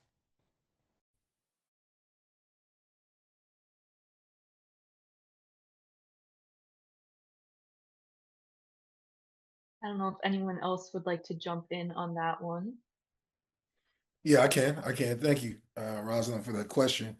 So our approach to mentorship is and relationship is really tied to our theory of change. And so when I mention that, we see business as a conduit to bring restoration to all things, especially in the communities that we serve. Uh, our theory of change is that the difference between wealth and poverty is relationships. And I'll say it again because sometimes it's like kind of it's I say it quickly, but it kind of goes over people's heads. The difference between wealth and poverty is in relationship. And so I always have asked people to think about like how they got their job, even how they came to faith. Like, if they started a business, who helped you start that business? Or how did you become successful? Usually it's tied to people and you being connected to the right people. And I know Margaret even, she even alluded to it, right? Like these youth need people, they need connection. And so that is our theory of change. And so we believe in the power of relationship. We work extremely hard to be able to connect our youth that are in or in trying to do business to the right people, right? And so we want to we partner with local churches, and just to go into kind of into depth and detail, we partner with local churches, and we ask business people to serve, right? And so men and women who are in banking, people in sales, marketing, operations, risk management, have business skills that they use every day in their jobs, and say, look, how can you use those skills and abilities to serve young people or serve adults in these communities that we serve that are starting businesses, right? And almost, not even almost, use it as see yourself as a missionary in your vocation, right? To be able to serve young people, and so our approach is saying like, listen, we want people to feel connected because we know when our youth are connected, more success happens, right? Because they are connected. And so we also, I think you also asked a question about spiritual care. So another thing that we do within our curriculum is as we develop these things called ancient wisdom pieces, and essentially it connects modern day rappers and hip hop artists to prophets in the Bible, and really pointing to say like these stories are similar and connected, right? And obviously pointing them to Jesus. But we allow the youth, when we talk about that spiritual care, we allow the youth to go deep, like ask questions and dialogue about what's going on now. What are our modern day rappers talking about, and what was going on then, and how are those messages the same essentially? Different, obviously the different messages, but a lot of the core of what they're talking about is the same. And so we try to connect to them that way, and then say, how does that apply to your life? But that mentorship and that connection is so extremely important. I mean, I think before we even try to get into that when we think about our work outside of the detention facilities with the youth, one of the things we want to do is identify like a mentor or someone that young person is respects, right? Because that's the key to holding them accountable and things of that nature. If they don't have that, then it's hard to keep them connected. But so we always want to identify that person that they respect and want to develop a relationship with them, and then obviously then we can bring other mentors along to be able to walk alongside that young person to be able to help them grow. But overall, it's relationship. The power of network, the power of relationship is the key, and without it, it's really hard. And I think we even see that in the scripture, right? Like when Adam and Eve sinned, they weren't together. They were isolated. And I think isolation is the key that the enemy uses to keep us separated, to keep us moving in ways that are not honoring to God. And so we value relationship, we value connection, and we want to ensure that our youth have that whenever they need it. Our approach to mentoring, is the same. It's that word relationship just being, the key and the conduit. I mean, our young people, life and circumstances, there's so much disconnection happening. We're not a faith-based organization in the sense that, we proselytize, share our faith or anything like that. It's driven by, our values, our Christian values. However, so, what that means, for us, on the conversation around, the spirituality and the role of that, like, if when you have your own, like I was raised in church and it was like, okay, you can only share a Christian spirituality. And how do you handle that, with folks when you're not, sharing it from yourself? I think, for us, it's like when, like Mario was talking about, it's like, this is youth led. These are positive youth development, ideas of, that young people are, assets and not problems, that they, have strength, power, hope, that we have the hope, faith, and love to drive us, to be there for them and to be present, regardless of outcome. It's simply because it's the right thing to do and that they deserve that love and care.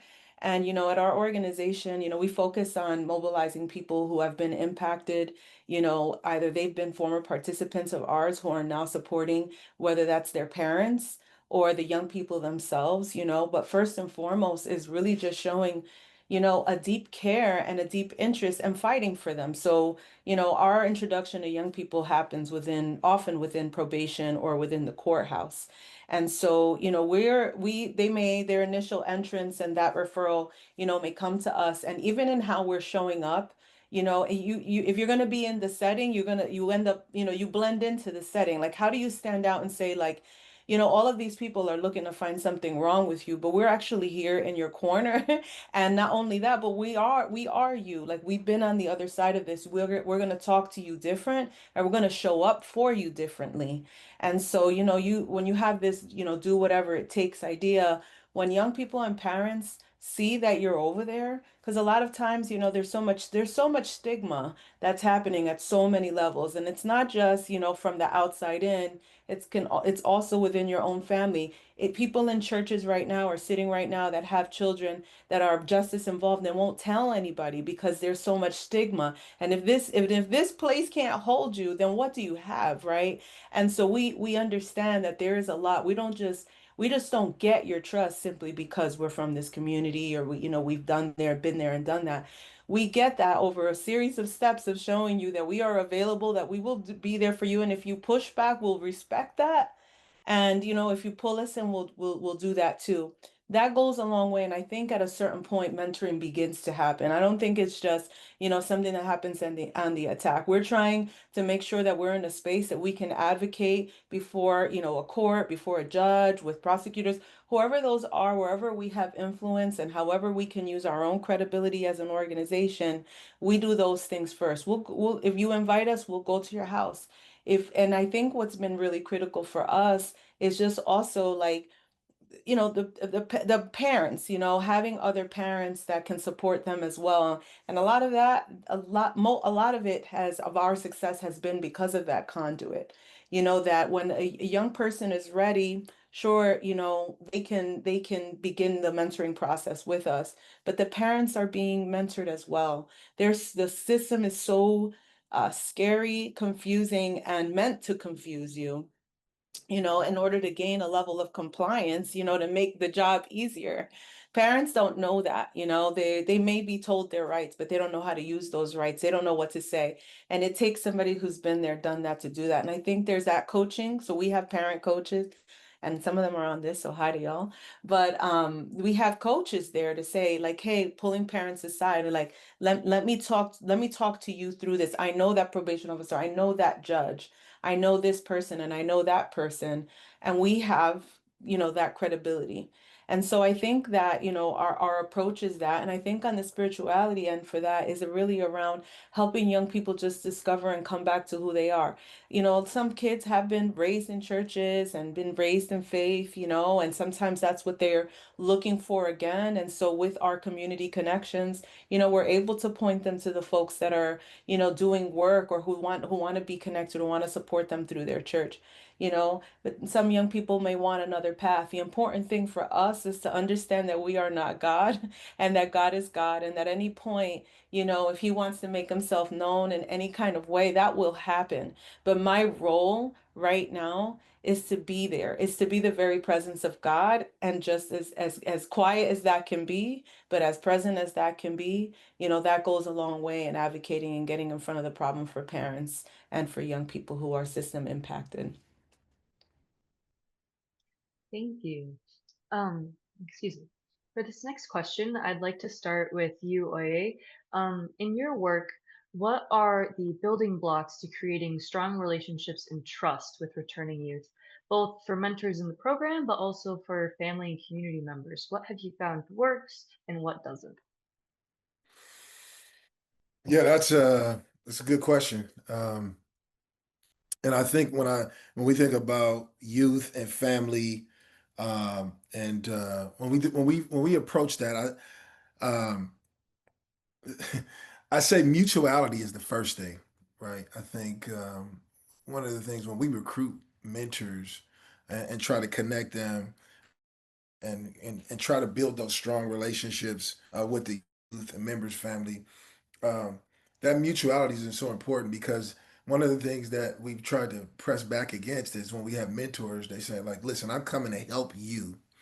And with our mentors, we say, no, you're coming to learn and grow, right? Which is different, a different approach, right? It's rooted in humility and not in this, hey, I have the answer, so I'm coming to support and help you and change your life, right? And so we start there to make sure that our mentors and the people that are showing up as mentors, there's a level of humility and there's a level of, hey, I have something to learn here, no matter your status, if you will, and the job or whatever the career that you have. And so we also we have an acronym with Hustle. We call it the Hustler acronym that we try to help to support people and then to help people to aspire to. And so the H is for humility.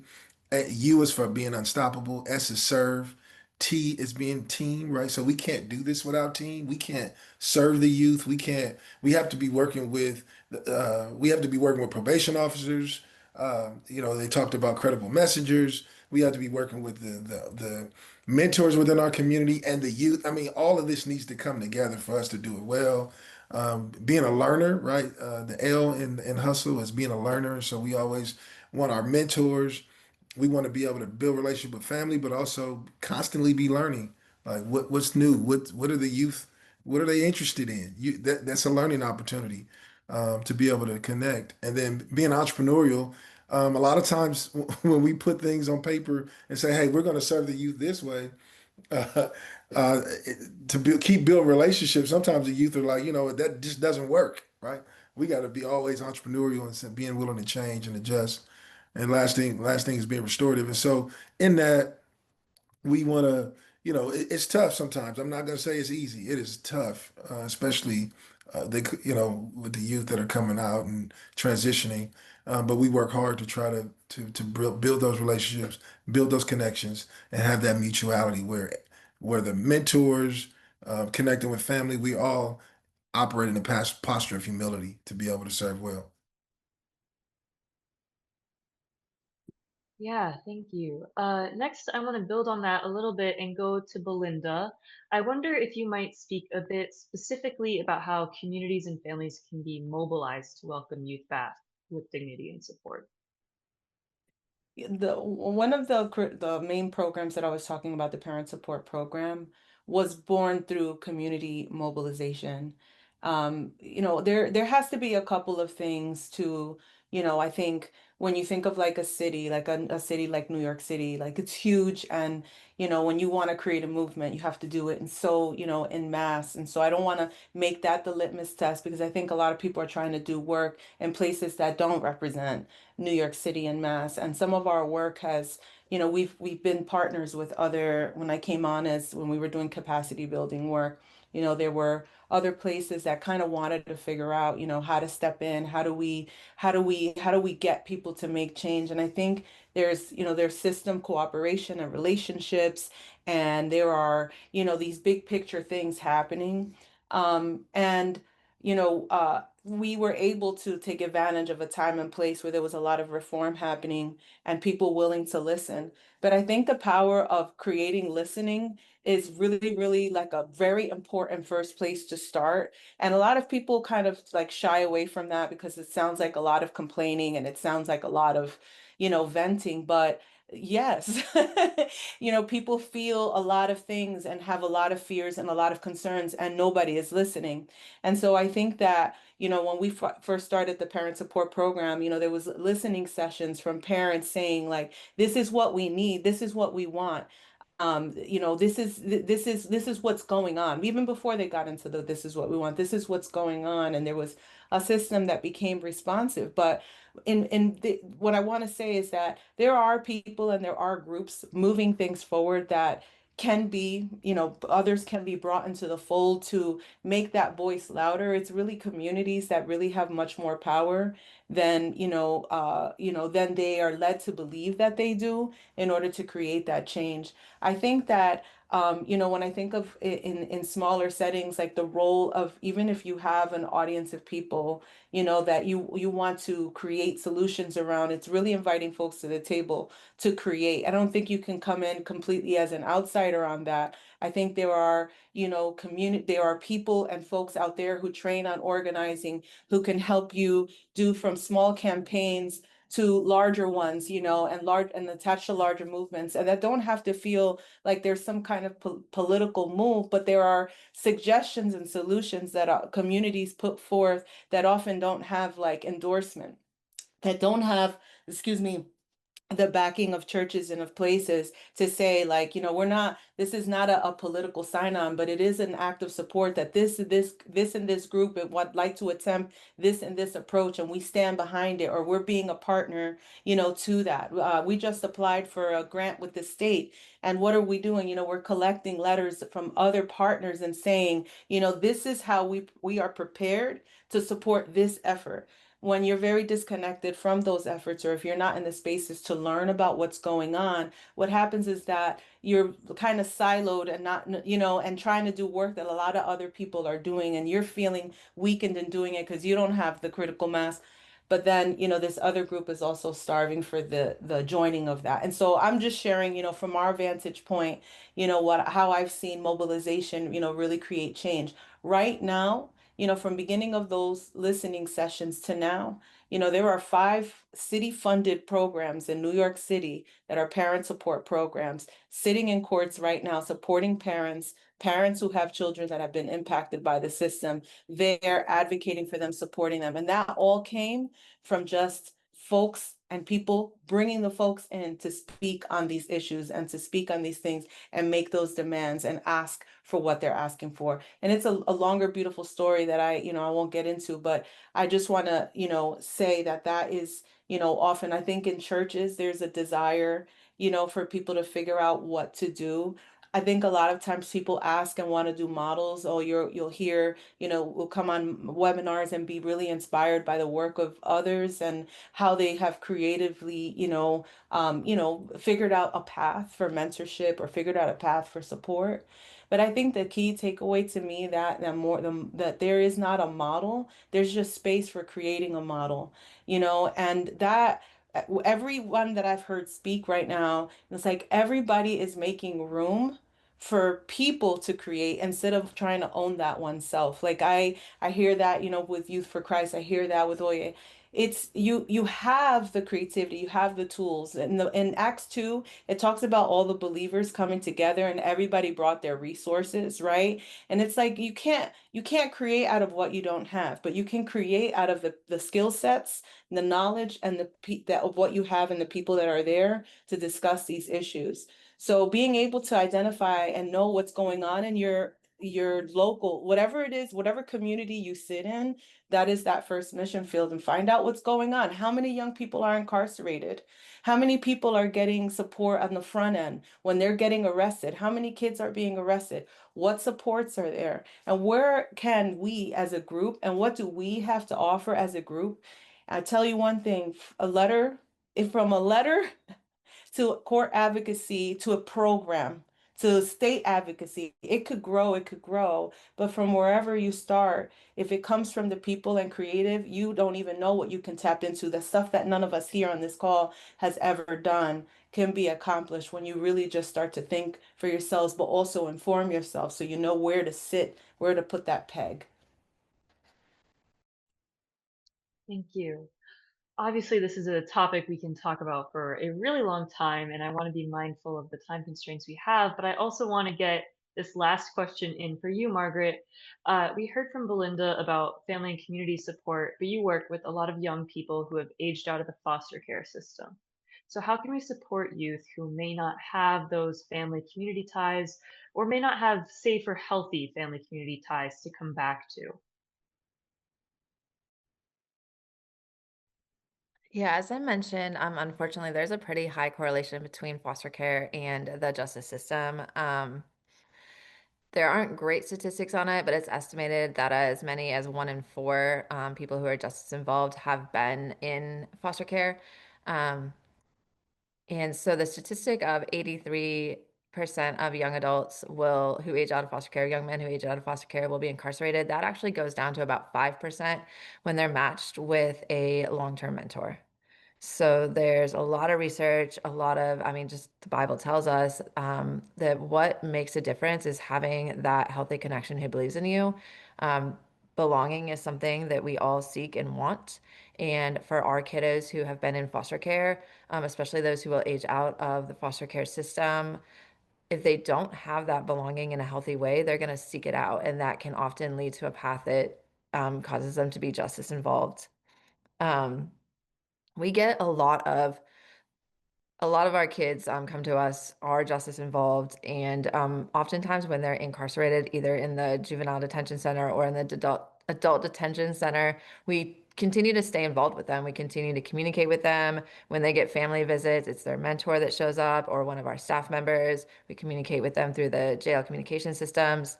And oftentimes, other young people who are in the ADC or the JDC will reach out to us because their cellmate was connected to our program, and they're like, we want what they had. And we actually received an email from someone who is doing some pretty significant time in the adult detention center, and he's 65.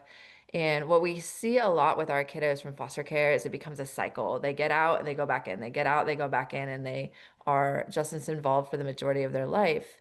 And he had been in foster care. I mean, he's 65 now, and he sent me this email and said that one of the hardest things about being in the jail is seeing young people who are so much like he was 40 years ago, and knowing that when they're released, there's a high probability that he's going to see them come back in.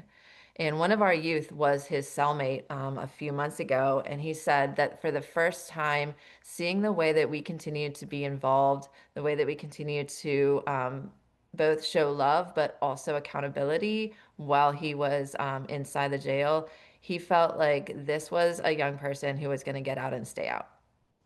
And he said that he had a long time to reflect, and he felt like that connection, having that person, is what he wished he had had that maybe would have changed his story. And so I think oftentimes we think mentoring or walking with somebody is simple. And it is. We oftentimes look for complex solutions, but this is what works. Believing in someone, doing life with somebody, just being there, that is what works. And it's not easy and it's not fast, but it is what works. In our program, so Project Belong is our nonprofit, the program that I run that focuses specifically on mentoring youth from foster care is called Don't Go Alone. And it's actually, we're an affiliate, and there are multiple programs across the country. So they're in, I think, 10 different states right now. So it's something that people can get involved in. And our goal is to change the story for the young adults here in Virginia, but be part of something bigger that's changing the story for young adults from foster care across the country. Because the difference oftentimes for our kids in being a statistic or a success is one caring adult.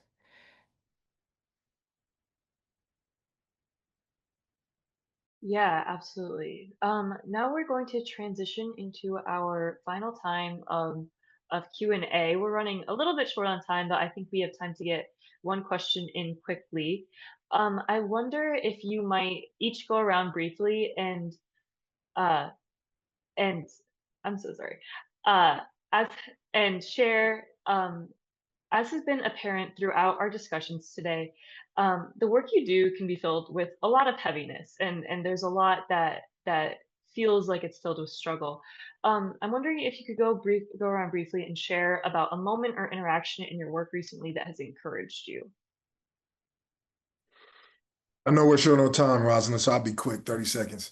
So when we do our programs, when we run our entrepreneurship programs in detention facilities, the last one we did it in a facility called Adobe.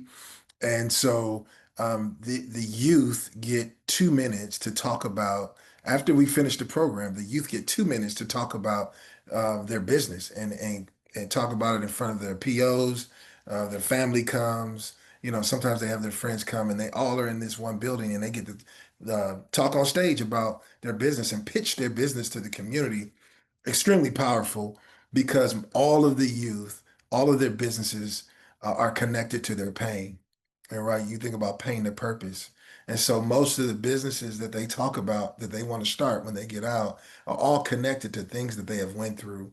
And it's very deep to see how God's using them and stirring their heart up to be a part of, again, that restoration. And so I'm really quick, there's a young man who talked about he wanted to start an entertainment business because he lived in Kingman, Arizona, and there's nothing for them to do. So that's why they got in trouble. And so he said, when I go back to Kingman, I want to start this entertainment business so youth can have something to do. So they don't have to they don't have to end up where I am. And so those things are powerful when you hear that, again, that pain to purpose, when those youth are using their experiences to say, I want to start something new.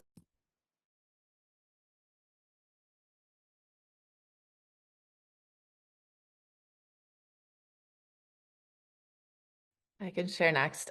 We have a lot, there's so many. I love to tell the success stories. But we had a young adult who, in foster care, oftentimes when you age out, you are in a lot of different places, on average, around 15 to 18 different placements for our kiddos who are aging out.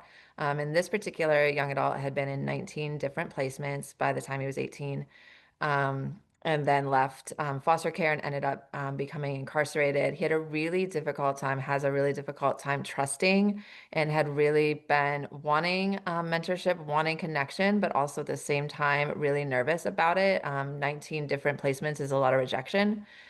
Um, and so we'd had a really hard time getting him to accept a mentor.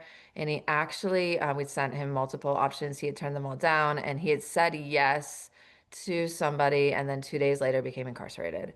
And that mentor family continued to contact him while he was in the jail, and continued to show up for him even in that circumstance. And through that, he let down his guard. He's let them into his lives, and he's also come to know Christ. And now he leads Bible studies in his cell. His mentor family gives him a Bible verse each day, and then he shares that with the people in his cell.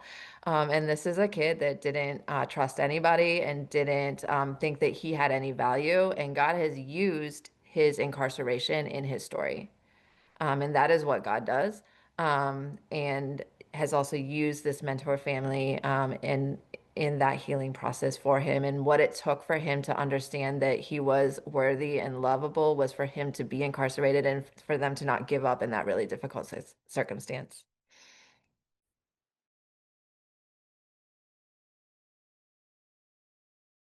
Yeah, I too, like, there's so many levels of just things that keep you up and, keep you above, when it comes to there are a lot of very heavy things that happen along the way. And, I think that, really noticing all the joys from, the small things to the big sweeping stories of, like, a great opportunity for a young person, I would have to say that, most recently, something that just felt so amazing, to me. Watching young people take the baton, to me, I'm like, this is all about us going in, fading into fading into the background and not being noticed as we push everybody ahead of us, right? Like, push these young people forward, let them see that this is more than just us upholding you, but like, you really can uphold all of this, you right now, from your vantage point, you have a voice, you have influence. And I think that recently, we had what our we recently promoted one of our first participants, from, she came to us at 15, and now, she's a program director, right? And so we're like so excited about that. And then now, we hired on the person that she mentored. And even before that, our chief program officer mentored our first participant. So it's like this, cycle of just when people are impacted by something, they can't help but also give that thing that they experienced. And so that young person, most recently we got a call from a very disconnected young person. When I say very disconnected, I'm like, they're not enrolled in school. There's nothing, they're in the community and there's nothing holding them. And in fact, like, this is a breeding ground for them to get swept up, right? And so we did a home visit. And at that home visit, our program officer is going there and talking to the mom and trying to show support. And this young person is like not wanting to really come out of their room. They don't, English is not their first language. There's just real serious, trust issues. We're just not gonna. And what was really amazing, that by the end of that home visit, the young person that now works with us and one of our former alumni came along on the visit, and the three of them talked. We didn't have to, the adults and the big people in the room didn't have to be the ones, to create that connection. That they knew how to engage, and they knew how to create that trust. And so this young person, transition into coming into programming and just saying to us, I feel really good being around you guys. And that to me is like everything, because kids vote with their feet. Like, if they're not feeling you and they're not feeling this and they're not feeling any of it, you're not going to see them, period. And that's it. So figure out how you're going to get them to feel it, because that is really it, for them. And so to hear that back is to say, like, I feel safe. And that's the world's most underrated feeling. To feel safe it's the premise of so much, and so that we could provide that, and that those two young people, because, I don't want to say that it was because they went to our program.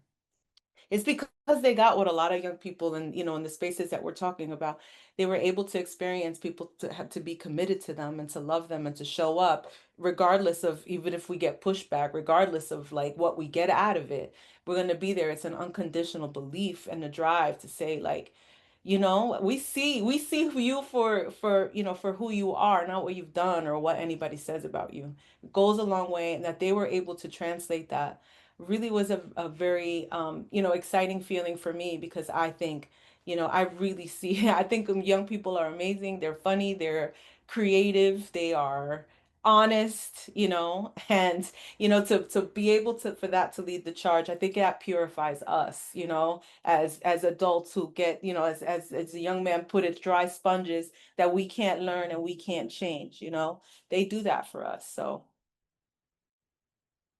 Thank you. Yeah.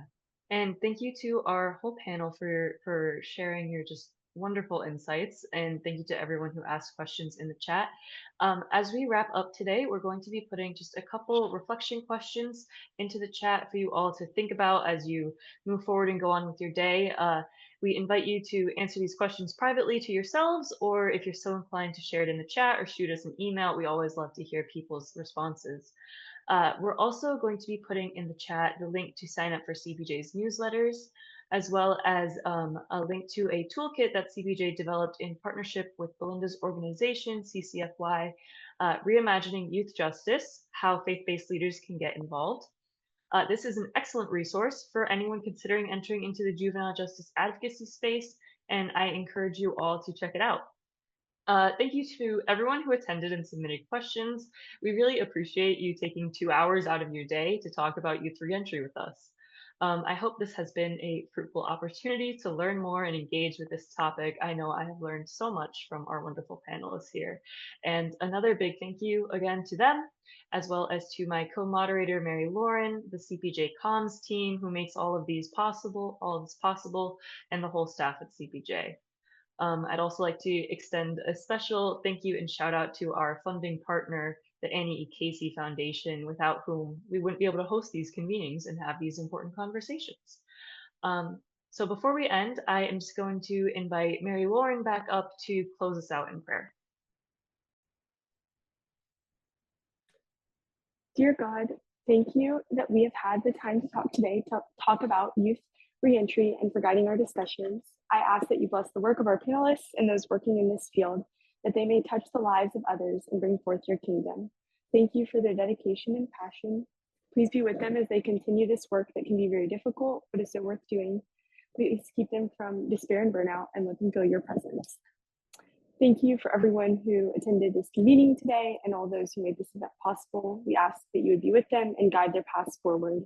Lord, we pray for all the young people caught up in a broken justice system. We pray for their health and safety and the promise of their futures. Thank you for caring about these vulnerable young people and for entrusting them to our care. It is in your name that we pray. Amen. All right. Thank you, Mary Lauren. Thank you, everyone, again for attending. I hope you all have a great rest of your day.